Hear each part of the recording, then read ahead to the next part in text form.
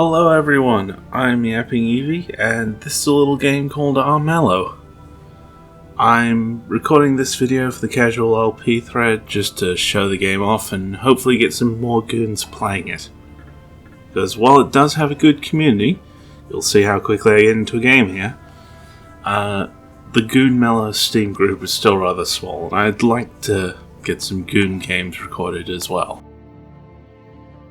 I'm not going to worry too much about talking about the characters and the selections right here at the start of the game.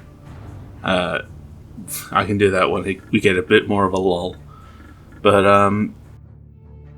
there are 12 characters in the game at the moment, 16 if you're a Kickstarter backer. The rest of us will get that as DLC sometime in the next few months. So we'll just quickly make us choices and then get into the game so I can tell you what it's all about.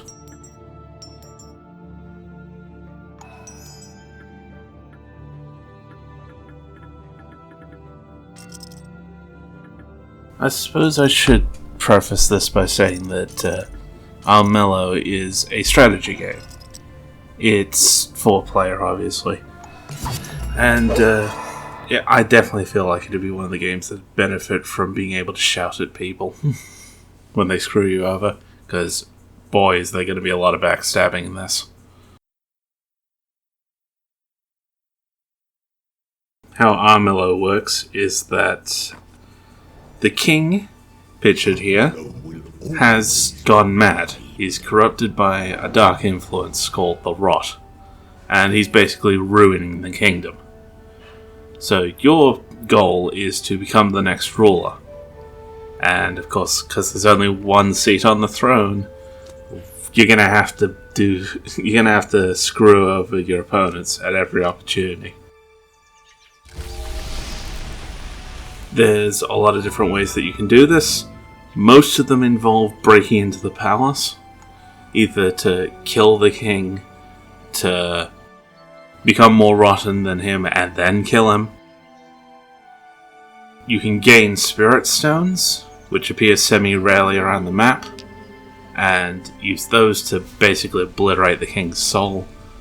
Or you can go for the only really non-violent option and become prestigious. If you have the most prestige in the game, when the king dies, and either due to his illness or someone who has slain the king but also died during the battle, then the prestige leader will win.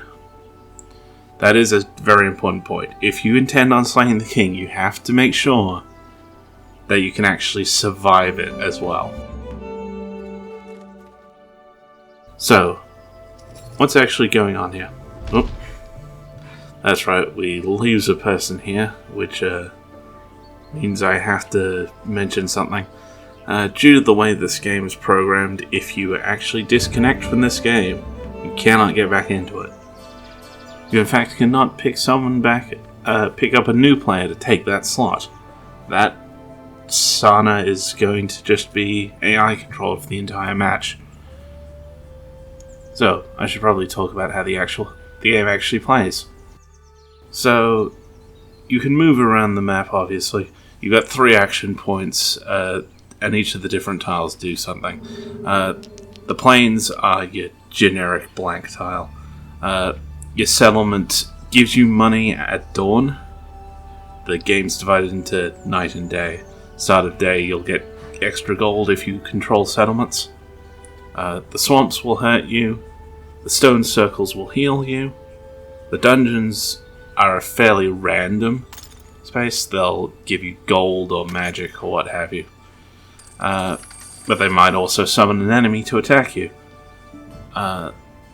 Mountains cost 2 action points to cross, but provide a benefit in battle.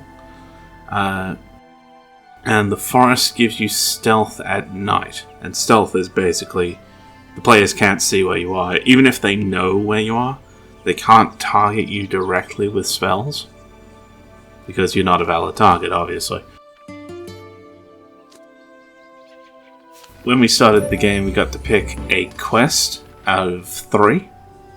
And each quest you do gives you an extra stat point, a point of prestige, and has an optional reward that you can try and get. But if you try for the extra reward and fail, you suffer a penalty. I should probably... Oh, we're finally going to get our first taste of combat here. As you can see, it's all dice-based. You can actually get different pretty coloured dice if you like. Combat's fairly straightforward. The dice have 6 symbols. Swords are attacks, shields are defense. Suns and moons. Sun counts as an attack during the day and a miss at night, and vice versa for moons. Wilds count as an attack, but also explode, which means they give you an extra roll. So, wilds are fantastic. And then rots are just always a miss. This is true except for those banes, those creatures of darkness. Their wilds and rots swap. God, there is quite a lot to go through in this game, I must admit. But it's fairly, it's fairly intuitive once you get the hang of it. So, let's see, what else can I talk about? I should probably mention the stats before I go too much further along. You can see we have 4 primary stats in the bottom left, and then there's some more in the bottom right. Going from the left, we have Fight, which is the measure of our combat ability. You get to roll that many dice when you go into combat. So Amber only had 3, she only got to roll 3 dice. She's not going to do very well in combat at all, quite frankly. Body is our health. You can see that Amber started with 6 and is now down to 2. Wits is the chalice. Wits determines how many cards we get to draw at the start of our turn. We can draw up to... We can keep drawing until our card... Sorry. Until we have enough cards to match our wits. Yeah, that's right. So my character has 5 wits. I get to draw up to 5 cards. Up until I have 5 cards, rather. That is an important distinction. And the last one on the left is Spirit. Spirit is basically how much magic we get every dusk. So at the start of the night turn, it doesn't matter what our magic is, but it's changed to our spirit value. Even if it was above our spirit value, it gets knocked back down to that. And wits and spirit are both also used to defend against perils, which you'll see flags with skulls on them pop up on the map later on. And basically, if you step onto that space, you have to try and roll to resist whatever negative effect is there. Wits are used against trickery perils, and spirit is used against magical perils. Oh, and here we go. Now that it is the start of the second day, the king has lost health due to his infection, and the prestige leader gets to choose which of 2 declarations he makes for the day. It is so. So, being the prestige leader helps you influence the game simply because there's 2 bad things. Which one is least bad for you? And some of the king's declarations can be quite nasty, so that's prestige leader is a good position to be in. Let's see, what else? The king will always lose health at the start of a day, which means that since he starts with 9, the game can only go on for so many turns. As soon as it gets to that day and he dies of his infection, the Prestige leader will win. It's up to anyone else to either take that spot or kill the king before then. It should also be noted that at the start of the night turn, he also gains more rot, which means that if you're going for the victory that requires you to have more rot than he does, that gets harder and harder as the game goes on.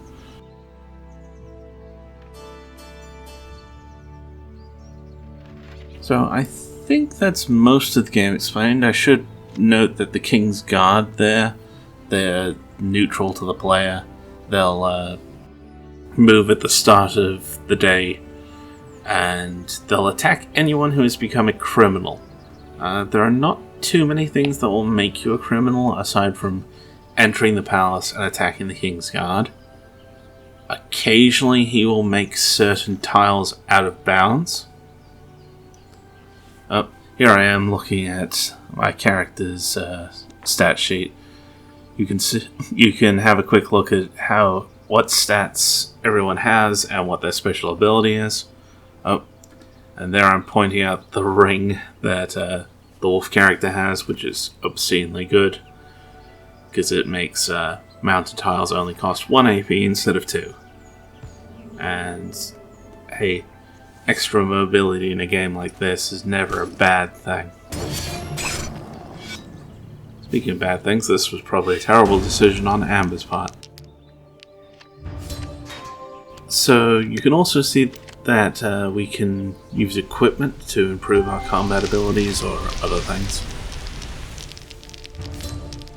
There are quite a few different kinds of cards in this game. Like, you've got the equipment cards, which generally I would recommend focusing on stuff that gives you shields, because it's a lot easier to get swords to get attacks in combat, since you've got wild swords and suns or moons, whereas you can only get shields with shield dice. So yeah, definitely focus on equipment that gives you shields, as you can see me doing here. There's also spell cards. Spell cards use magic, obviously. And then there's trickery cards, which both equipment and trickery cost gold. And your only ways of getting gold are controlling the settlements when dawn comes up, or doing dungeons, because dungeons can and will give you quite a bit of gold if they roll that result. Let's see. That's right, I never did point out the right hand, the bottom right symbols, which the first two are gold and magic. The third one is prestige, which, as I've mentioned, prestige is pointless unless you have the most of it. And then the last symbol is rot. And rot's, it's driving the king insane. It's what's killing him every dawn. If you gain even a single point of rot, you will also lose 1 health every dawn. And as Amber is about to demonstrate... Yep, here we go. She has gained a point of rot because she was killed by a Bane. So, there are certain cards that will give you rot if you use them. The one that is currently in my hand on the left side of the screen, the Marauder Gauntlets. They will give you a point of rot if you equip them, which is why I did not. Rot doesn't really benefit you all that much. Like, all it does is cost you health at the start of the turn, and if you actually have rot, you can see it when two characters with rot fight. The person who has the larger amount of rot gets the weaker amount added to their dice pool. So because the Banes have 5 rot by default, anyone with a single point of rot is giving them an extra dice. And if you have 4 points of rot, you are giving them 4 extra dice. So yeah, you tend to snowball rot up until you get to 5 points of it. At which point, having less than 5 points, you're considered infected. At 5 or more, you're considered corrupted. And corrupted players get like a dark aura around them. They get thorns around their picture. They still lose 1 health every dawn, but if they kill someone in combat, they gain 1 health. So, well, they restore 1 health. So, if you can keep up combat, you can help yourself that way. And if a corrupted character kills a Bane, they'll also gain a point of rot. So, that's basically what you do if you want to try and get this rot victory. You get your rot up initially, die to a few Banes deliberately, and then you start murdering Banes. Just to try and keep the ball rolling.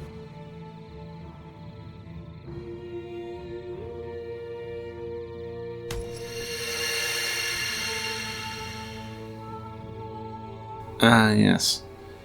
we see that the other 2 players are messing with each other.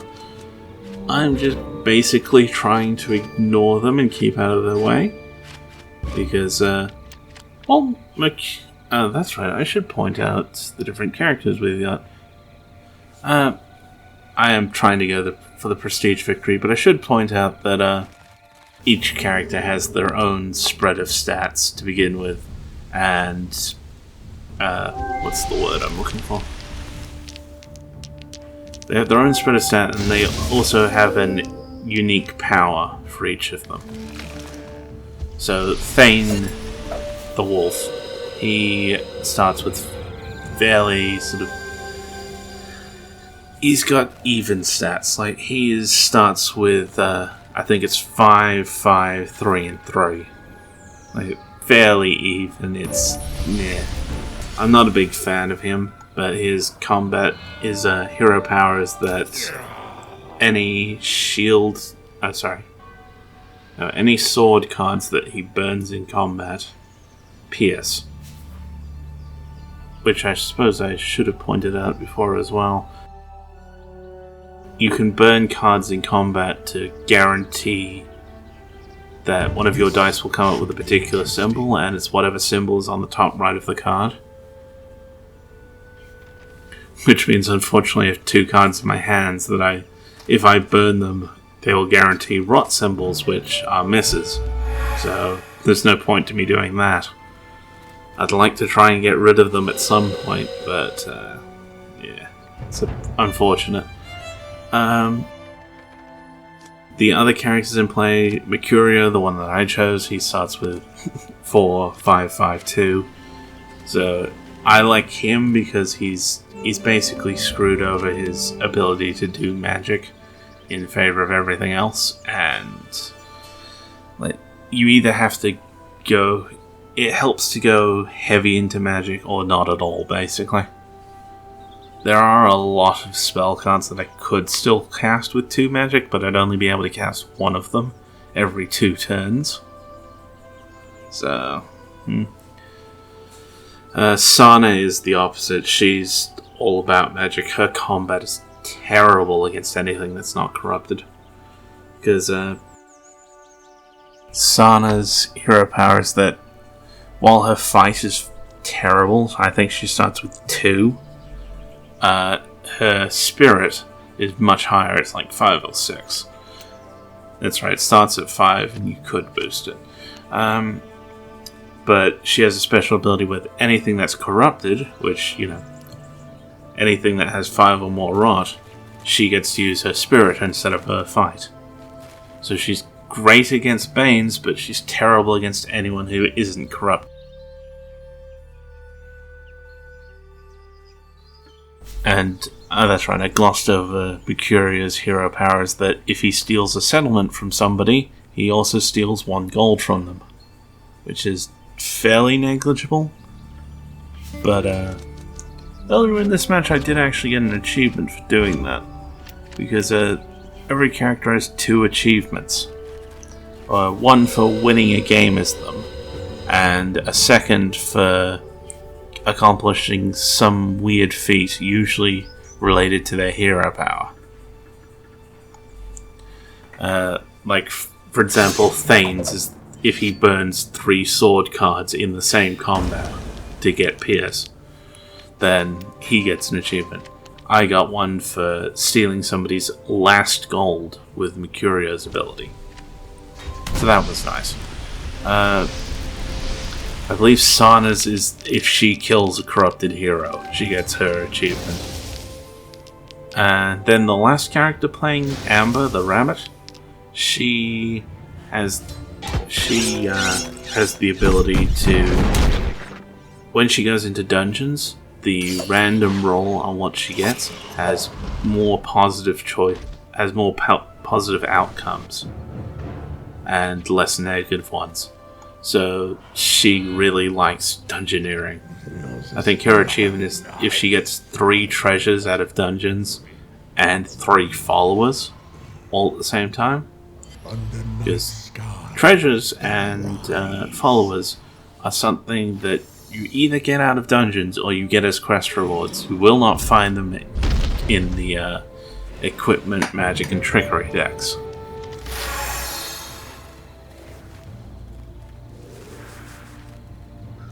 I think that's covered most of the things here. You may have seen me earlier when I landed on that dungeon. I got teleported across the other side of the map. I believe that also happens again in this match, and that's another achievement for finding 2 teleports in dungeons in the same match. Most of the achievements in this game aren't too bad, but there are some that would really be achievements. Like, some of them are... you would need to set them up.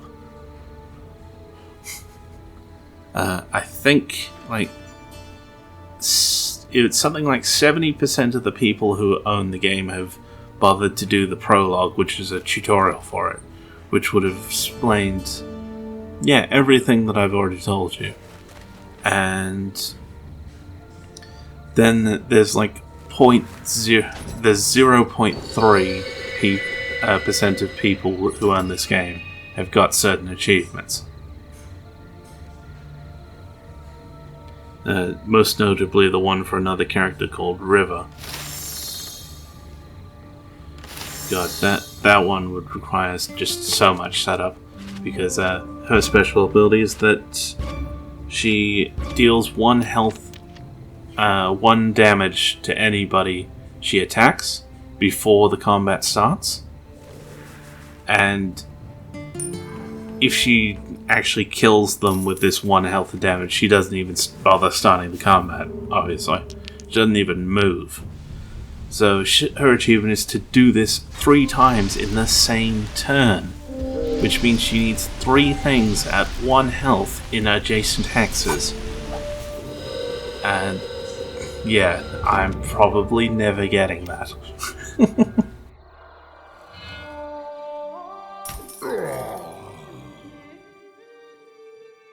Okay, we're now almost halfway through the match.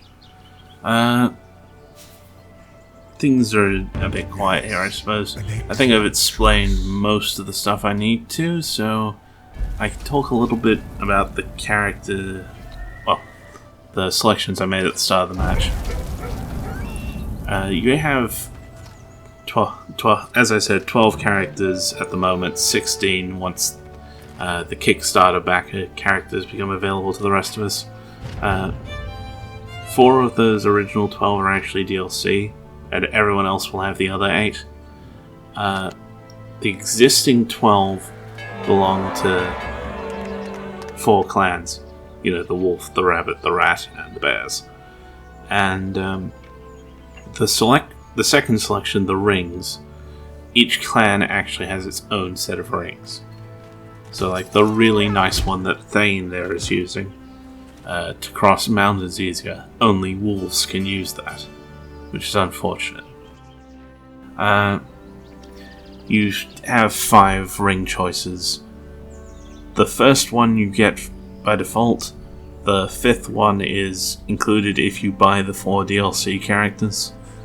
And then the other 3 are for playing, not winning, just playing, 2, 5, and 10 games as members of that clan. And the rings range in utility. Like, I would say that the mountain crossing ring is by far the best wolf ring.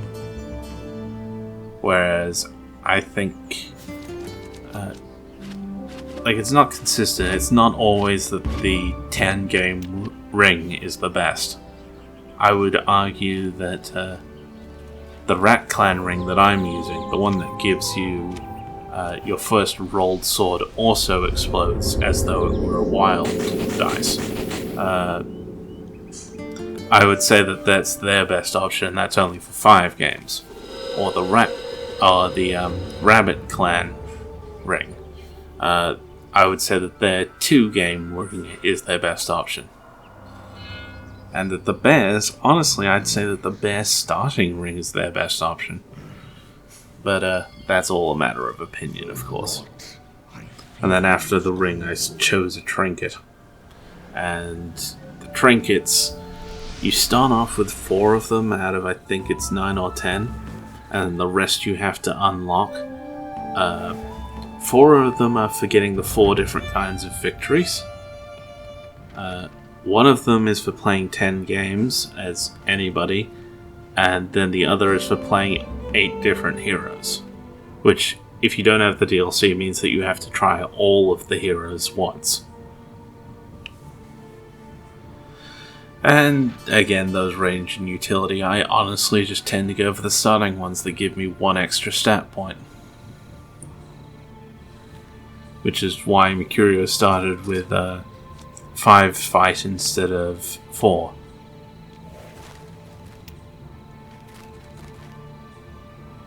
Oh, that's right. I actually drew this Vile Official card a little while ago.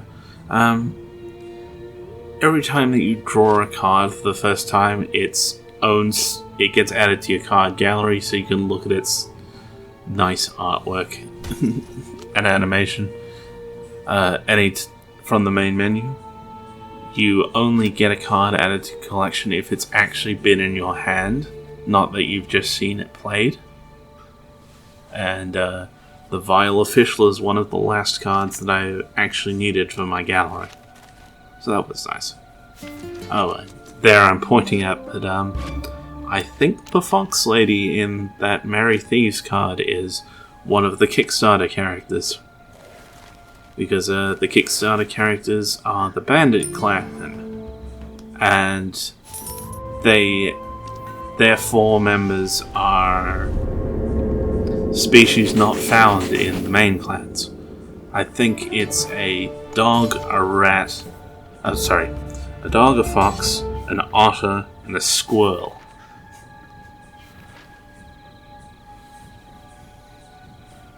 Oh, I talked over me managing to win the Squire follow. Because in addition to the 3 pieces of equipment you can get 3 followers. And the Squire is quite a good one because it means the next time you die in combat, you don't actually lose any health. The Squire takes the hit instead. That may be important later.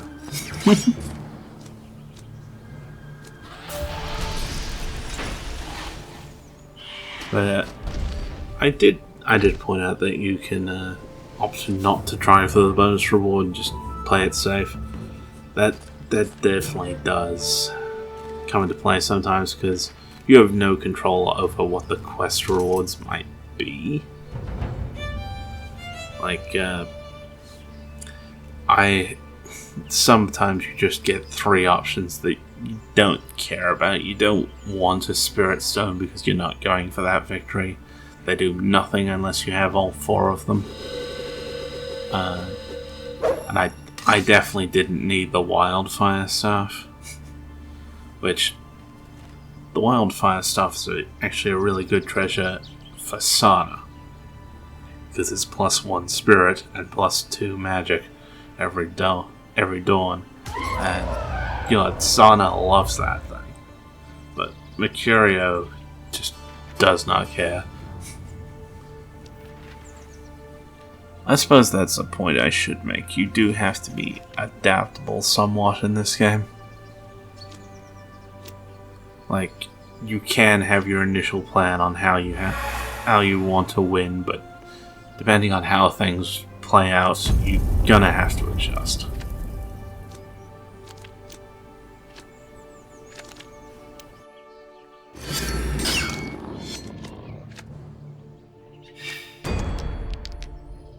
That's right. I suppose I mentioned gaining bounties earlier, but I didn't actually mention the effects of bounties.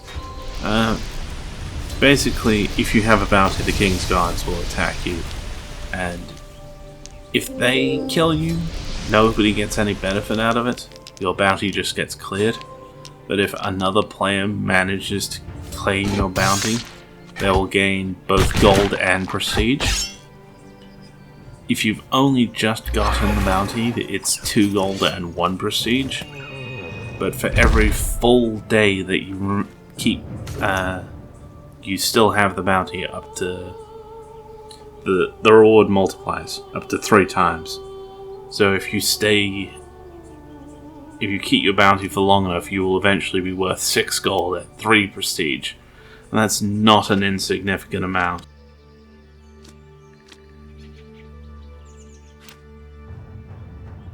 I've seen people give other players bounties, both to get the guards to harass them, but just because I'm going to kill them anyway, I may as well get bonus rewards for doing it, you know?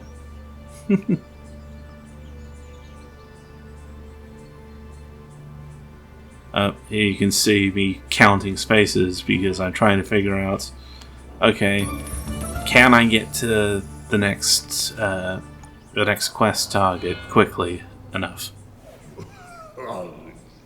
Quest targets, depending on the name of the quest, you can tell what tile they're going to be on and therefore guess where they might appear. But they generally appear 2 to 3 turns movement away from where you are. Or rather, where the last quest was. That is actually an important distinction, because if you nab a quest and then get teleported halfway across the map, you might find that the next quest spawns next to you.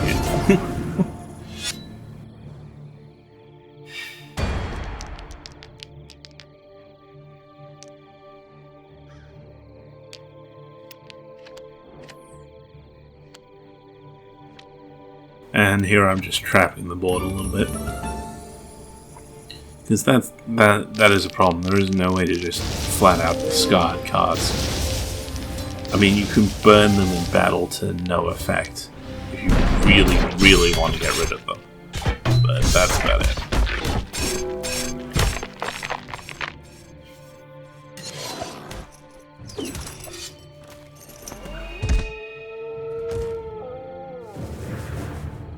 Well, that went poorly.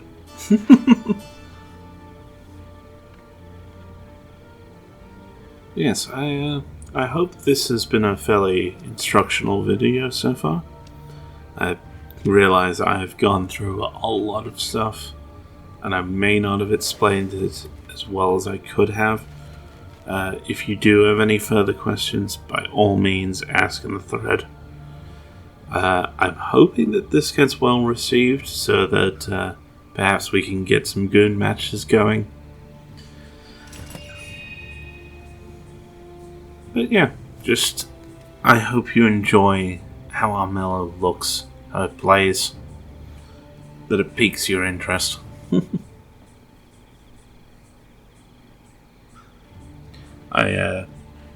It's been out for a while. It's actually the developer League of Geeks. It's their first game, and I know that they're planning to do quite a bit with this setting. I've been told that they are planning at least 4 novellas, and quite probably subsequent games also set in Armello. But yes, I must admit I'm curious about the novellas, how they're going to play out, because the writing in this game, what little of it there is fairly decent. And each of the 4 are going to focus around the first 4 characters, which is the ones being played at the moment. And I must admit, I'm curious what Mercurio's book is going to be like, most of all. Because, that's right, I didn't point out at the bottom of the screen, there's a chat system where you can pick certain phrases as to announce. The thing is that while there are certain options, each character puts their own spin on it. So you get a better idea what their personality is like. Like, the best example I can think of is the bad luck choice. In which case, some people will be really sympathetic.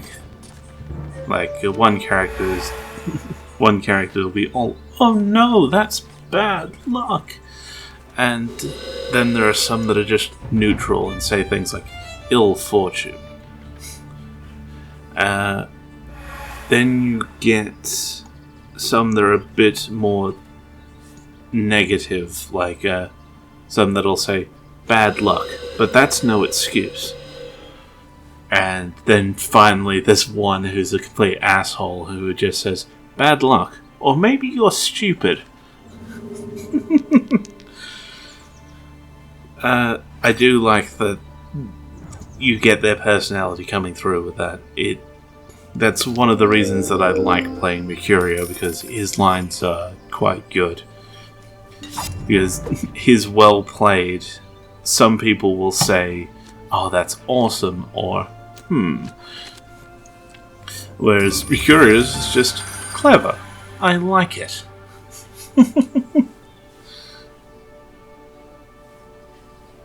But, I think it comes through really well. There are some times where, unfortunately, a character's personality means that, like, say, thanks. The thanks option comes off in a way that just isn't quite what I intended. Like, I must admit, Mercurio's one is, "I will remember this." And that's... like, that's not quite on point all the time, if you get me.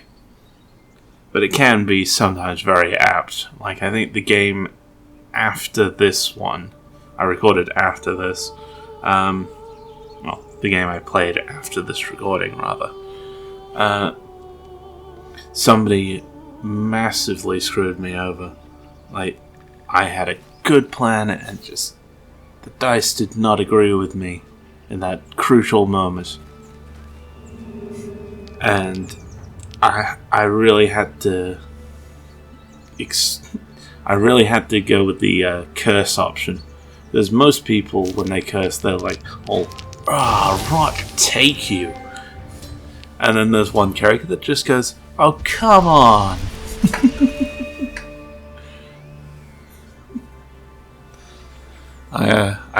I do quite like that character, come to think of it.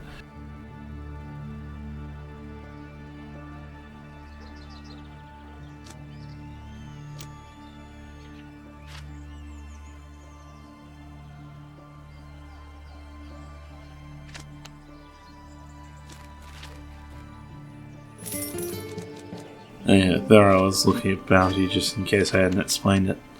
Ah, now here's a good spell card. Everyone can get good use out of Feral.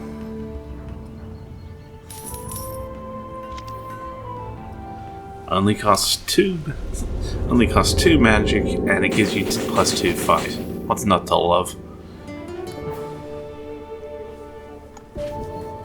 It's even better with this, Apprentice. which makes spellcasting a hell of a lot more manageable.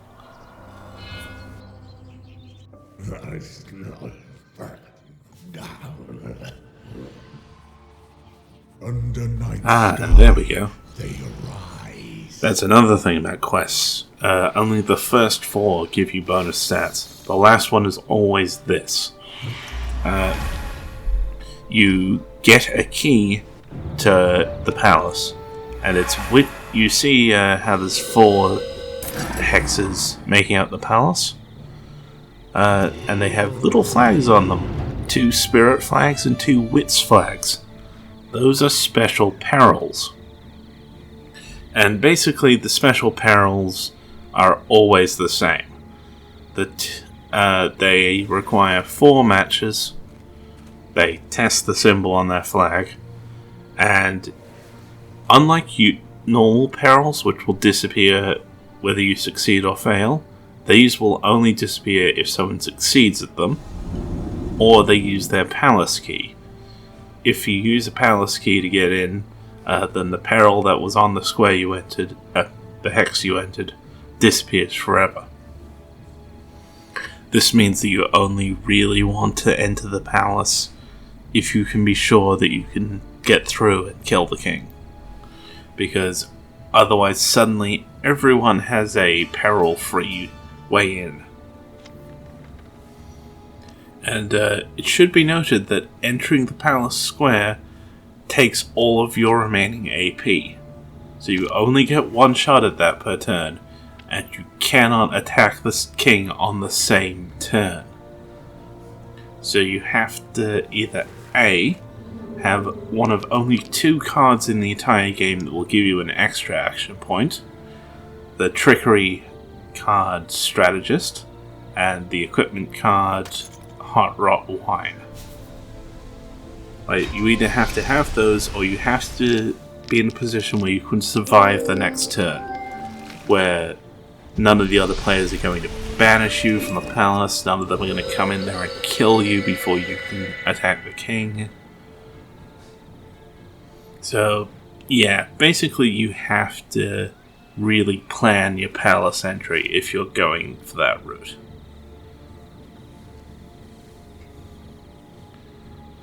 Because, like I said, you don't. This game is not just about you progressing.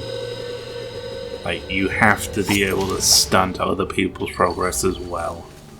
Like, you can just mind your own business to a degree and hope that nobody pays attention to you until it's too late. Or you can just. But it's far more often that you will be trying to screw everyone over at every opportunity.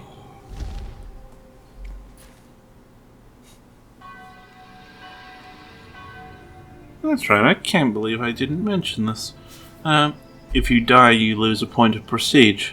If you kill someone else, you gain a point of prestige. Unless it's a King's Guard, in which case you lose 1. So yeah, that does mean that the road to prestige leadership. Hey, if you can kill some Banes and some low health other players, then hey, you're only helping yourself. Of course, if you're going around killing other players, they're going to be pissed. And there's a good odds that all the other players will gang up on you. So, yeah, be careful about how bloodthirsty you are in this game.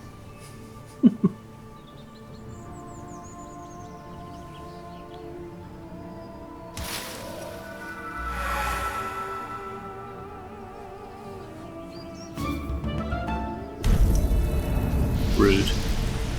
Oh, that's right.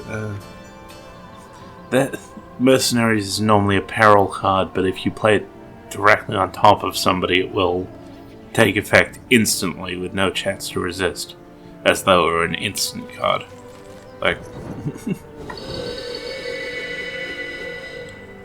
although I should point out that perils are somewhat restrictive on their use like that, because perils can only be played to certain kinds of tiles, generally speaking. There are a couple that can be played to any tile, but not very many.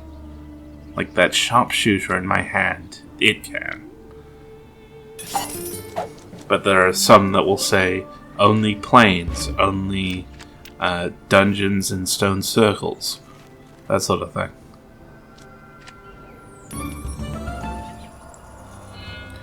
That's right, packed cards. There's only like 3 or 4 different packed cards, but they make it so that 2 players both gain a benefit. Well, I say both gain a benefit. That's only true for half of them. But it makes it so that there's a connection between 2 players, and if either of them dies, the pact is broken. No, come to think of it, there's 5 of them. Yeah, there's 5 of them. There's Allies Pact, there's Merchants Agreement, there's Blackmail, Spy Network, and Armistice.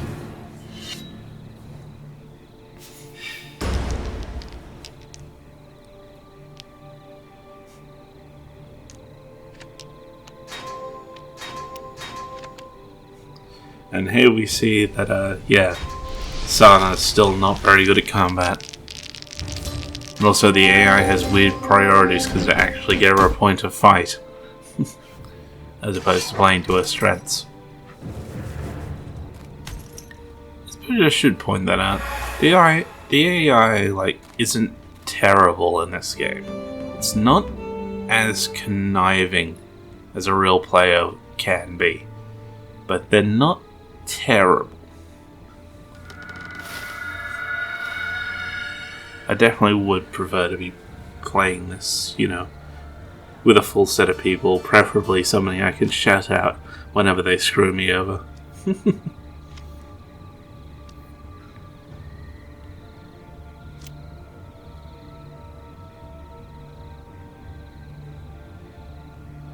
And honestly, I think this has been a fairly decent match to show the game off.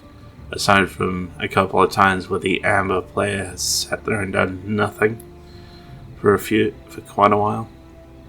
I should point out that the game will end your turn automatically after a while if you sit there and do nothing.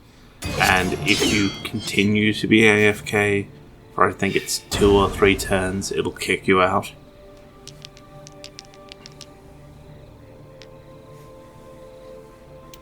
Oh, that's right.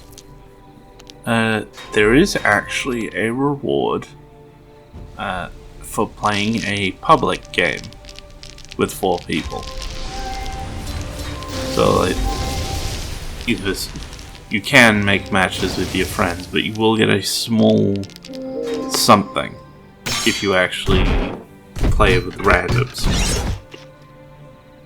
And we'll see that at the end of the game, that basically there are 2 different prizes it can give you, and it's supposed to be a 50-50 chance. I suppose I may as well mention it now. You get either a key or a chest. If you get a chest and a key, you can open the chest. So basically every 2 games that you complete, each of which takes 40 minutes to an hour, if every 2 games on average, you'll get a reward. And that's how you earn new dice. If you actually mouse over any person's dice, you can see what they're called and what their rarity is. Because, the chests are done in seasons, basically. So, I think we're currently on the 3rd season of dice, the wild chests. Not the wild chest, the trick chest, that's it. And you can actually trade the chests and the keys and all the dice that come out of them on the Steam Marketplace if you're so inclined. So if you get a rare and pretty coloured dice, then by all means go and sell it for a few bucks.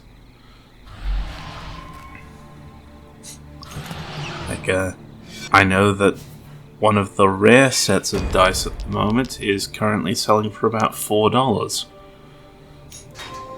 So, which is I actually do have a spare of that one, and I might sell that off later.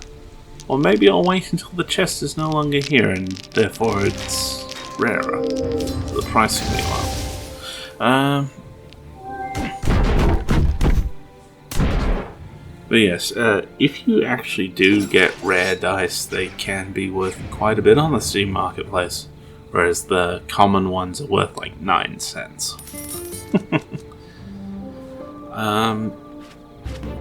What was it?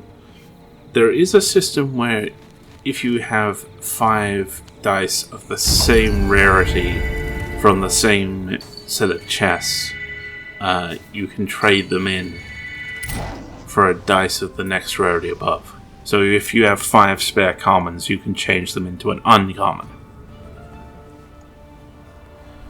So if you really do want the high level, if you really do want some of the rarer dice, you can do it by just playing a ton of games and constantly opening chests. By my name, take heed. Although, since it takes 5 to get one of the next level up, if you wanted the legendary dice, you would need, I think it's 625 commons. You'd be playing this game for a while. That is, of course, assuming that you only got commons. And uncommons aren't, well, too uncommon.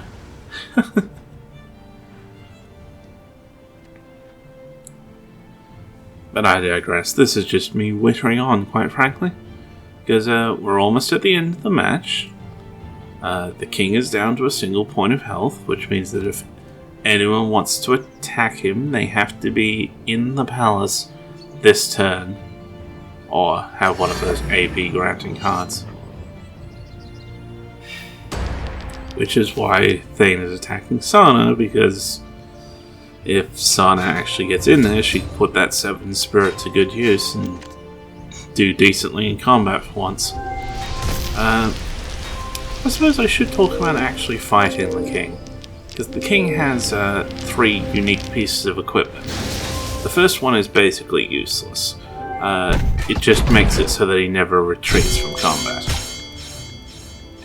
That one is purely there because there is an item called the Mirror Cape, which copies one of the opponent's items, and against the king, it will always copy the useless crown. Purely so that the players do not have access to his 2 actual good pieces of equipment. Although they do compensate you for that, at least, because there is an achievement for using the Mirror Cape to copy the useless crown. His 2 actual good pieces of equipment make it so that since he's a corrupted character, his rots explode and his wilds are misses. But one of them makes it so that his wilds count as a shield instead. The other one makes it so that if the player gets any misses at all, the king steals those missed dice and rolls them himself. So every miss is an extra roll for the king. It is that makes the king really dangerous. And that is why it's a good idea to, when you confront the king, have a large hand full of cards, and you go in there and you burn all the cards that are hits, just to guarantee that he can't steal those dice. And that tends to be what I would do if I'm going for him. I'll just fill my hand with as many wilds, swords, shields, and suns or moons as I can get, which fortunately is almost all cards. So long as you don't end up with like a bunch of moons in your hand during the day or something, you should be fine. That's right, I never explained Pierce, did I? I suppose that's fairly self-evident. That if a Pierce hits a normal shield dice, it just ignores it. And you can see on that I have a reflect dice, which if a normal shield hits it, a normal sword hits it, it reflects the attack. If a Pierce dice matches up with a reflect dice, it actually does nothing. They cancel each other out.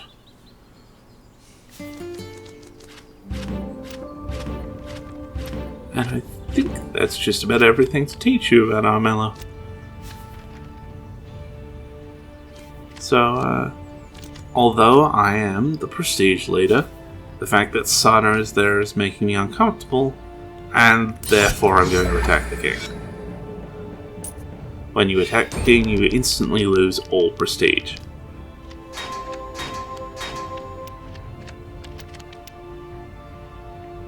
Your journey ends here.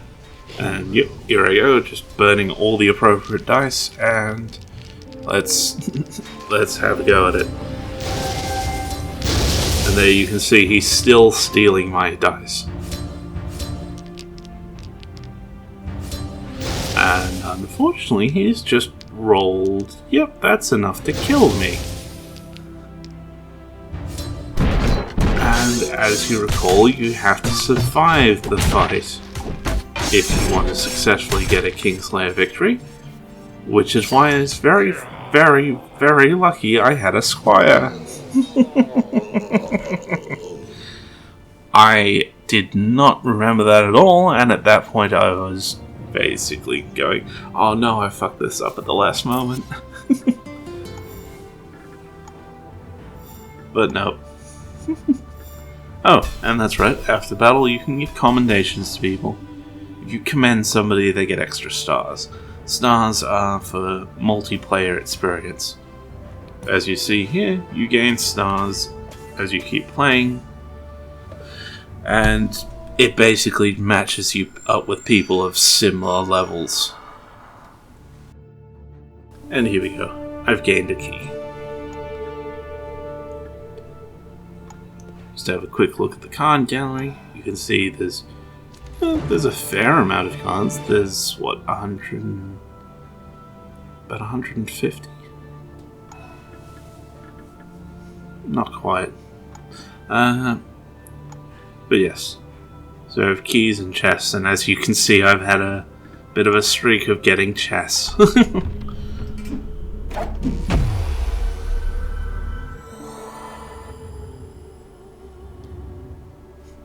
And that is one of the few ones I didn't have from this collection, so that was a good end to the video, I think.